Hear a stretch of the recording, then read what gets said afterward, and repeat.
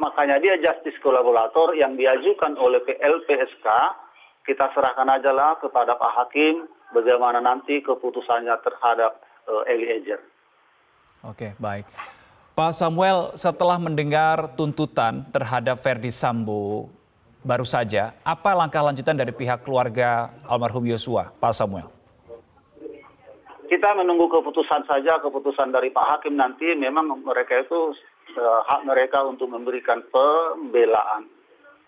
Kami masih bergabung bersama dengan Prof. Hipnu Nugroho. Prof. Hipnu masih bergabung bersama dengan kami? Masih, Mas Marvin. Baik, Prof, tadi ada harapan dari ayah Yosua Huta Barat yang mengapresiasi putusan dari saya ulangi, mengapresiasi tuntutan dari jaksa penuntut umum ya, yang mengatakan tadi mengenai untuk pidana seumur hidup kepada Verdi Sambo. Tetapi juga di sini dikatakan bahwa ia berharap agar semuanya setimpal. Tapi kita lihat juga bahwa kemarin dari Kuat Ma'ruf dan juga Ricky Rizal 8 tahun penjara mungkin sedikit berbeda dengan yang diharapkan oleh pihak keluarga. Kok menurut Prof akan seperti apa kira-kira menanggapi harapan tadi? Ya, saya kira itu suatu harapan yang betul sebagai orang tua yang sudah ditinggalkan. Harapan ini kan paling tidak namanya sebagai orang tua ya setimpal dari perbuatan yang dilakukan. Tapi ini belum selesai, Mas Marvin. Ini baru tuntutan yang dimintakan oleh penuntut umum. Pertanyaannya, nanti kalau setimpal, dikatakan setimpal itu seandainya majelis memutus seperti keinginan penuntut umum. Nah itu. Pertanyaannya, apakah majelis menuntut seperti keinginan penuntut umum, yaitu seumur hidup? Ya kita tidak tahu. Tapi bisa juga menuntut pidana mati. Karena antaranya ada alternatif dan suatu putusan itu hakim tidak boleh memutus melebihi yang dimintakan. Tidak boleh melebihi yang ditentukan dalam pidana yang diancamkan dalam putusan. Nah itu. Padahal putusannya adalah pidana mati, berencana, dan seumur hidup. Bisa juga nanti hakim ada 2 alternatif, 3 alternatif, tetap mengikuti penuntut umum seumur hidup, atau merubah pidana mati, atau merubah berarti pidana 20 tahun. Kita tidak tahu. Karena nanti ada pertimbangan-pertimbangan tersendiri dari majelis hakim setelah mendengar pembelaan dari penasihat hukum.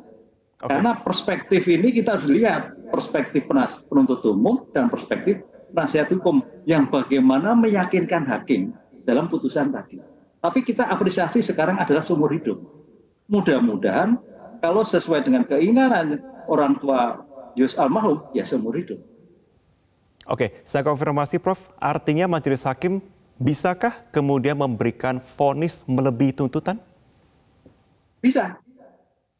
Tuntutan yang tertinggi adalah pidana mati. Suatu putusan pengadilan hakim salah apabila memutus melebihi yang diancamkan dalam pasal yang didakwakan kepadanya. Sehingga misalkan gini Mas Marvin, contoh seorang pencurian maksimal 12 tahun katakanlah ya, 12 tahun. Maaf kalau begitu. Sampai memutus 13 tahun itu salah.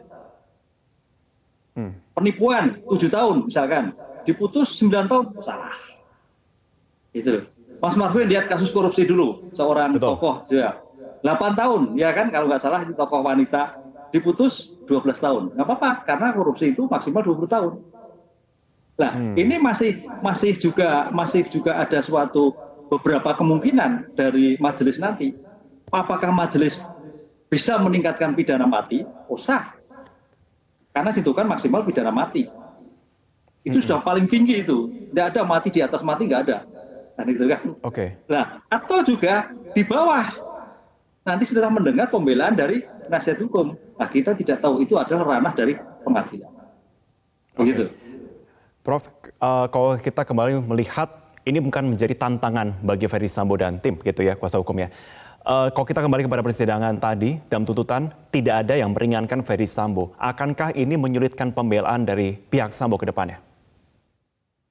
Ya, ini bagian dari perspektif penuntut umum. Jadi namanya perspektif penuntut umum adalah berpikir dari subjektif mewakili negara, mewakili korban, mewakili masyarakat. Makanya perspektifnya adalah tidak ada sedikit pun yang meringankan. Tapi nanti beda. Perspektif penuntut umum demi kepentingan kliennya, dia akan memberikan nilai, akan memberikan perspektif nilai yang terkait, yang meringankan, ataupun terhadap dakwaan. Disinilah nanti adu argumentasi, Mas Martin, antara penuntut umum dan penasihat hukum.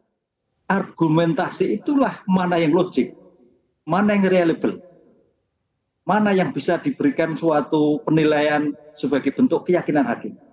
Nanti hakim yang akan menilai apakah dari perspektif penuntut umum ataukah dari perspektif penasihat hukum. Ataukah dua-duanya diambil, nanti hakim memutuskan jalan tengah sesuai dengan keyakinan yang akan diputuskan. Begitu menilai suatu persidangan. Oke.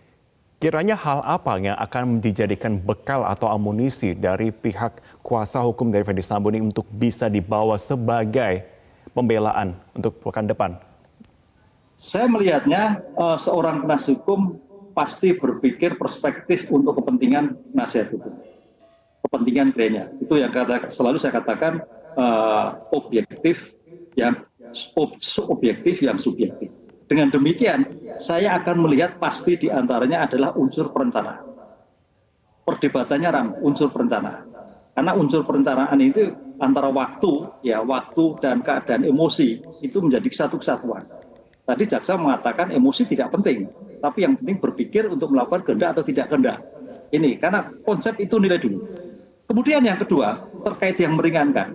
Pertanyaannya, apakah dari Sambo itu tidak ada yang meringankan sama sekali? Nanti akan dilihat nanti. Makanya kemarin sampai menyatakan sudah kerja sekian tahun, mendapatkan bintang dan sebagainya. Itu mungkin bisa jadikan suatu poin tersendiri. Dalam hal ini makanya dari aspek konstruksi yuridis perencanaan yang nanti akan dipatahkan oleh penasihat hukum dan aspek sosiologis tentang kemungkinan jabatan yang disampaikan oleh Kadif. Tapi agak sulit ini Mas Maruf bisa melihatnya. Kalau jabatan. Karena sudah kelihatan sekali sih ya. Kalau jabatan agak sulit. Yang paling penting, yang paling jadi pertimbangan ya aspek yuridis nanti perdebatannya. Kalau aspek sosiologis, waduh berat. Seorang petinggi sudah nggak ada ampun, keteladanan juga nggak ada, ya kan? Sebagai bentuk pertanggungjawaban juga nggak ada, berberat lagi agak sulit. Kita sebagai orang luar ya melihat sebagai objektif agak sulit untuk mencari hal-hal yang meringankan. Yang paling perdebatan adalah paling mematahkan adalah unsur perencanaan, sehingga bisa merubah nantinya paling tidak. Bayangan saya, dari seumur hidup menjadi pidana waktu. Pidana waktu itu bisa 20 tahun, 19 tahun, dan sebagainya. Menarik untuk kita analisa juga mengenai persidangan esok hari terkait dengan Putri dan juga Eliezer. Tapi ditahan dulu.